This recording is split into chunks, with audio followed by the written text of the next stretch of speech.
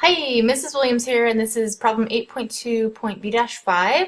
It says, find the perimeter and area of the figure. Assume right angles and parallel sides except where obviously otherwise. So in this picture, it looks like this would be a right angle, and this would be a right angle. That one definitely doesn't look like it, neither does that one. So I'm going to go with obviously those probably are not. So let's start with perimeter. That's the easier one of the two. Perimeter is just the distance around the outside edge, and so we just need to add up all the sides. 15 plus 17 plus 7 plus 15, and that would give us 54. And since this is just a linear measurement, it's just, you're calculating like the length of fence you'd need to go around that shape, the units will just be in meters. Okay, and then the area is a little harder. I think it makes it a little bit easier if we can turn this figure this way.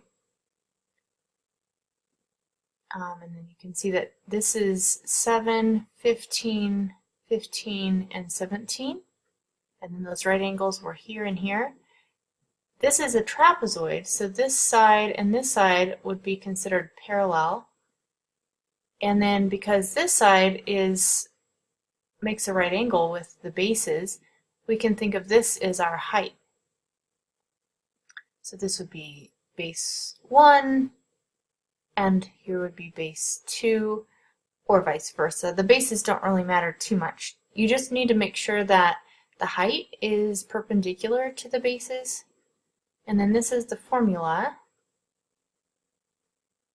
It's supposed to be a B. So we plug in our numbers now. We know that the height is 15. And one of the bases is also 15 and the other base is 7.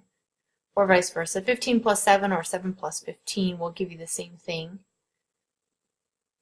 You want to use order of operations. So you would do the addition here first. I'm also going to rewrite 1/2 as, actually what I'll do, just to demonstrate fractions, I would, you could convert it, 1/2 would be fine because it's 0.5.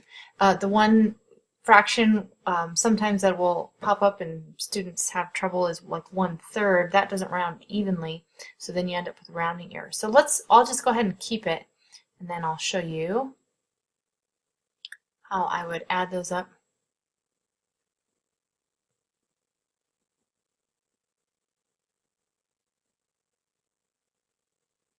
So to do this without rounding error, just think of that all the numbers there being in the numerator. They are in the numerator, and that's in the denominator.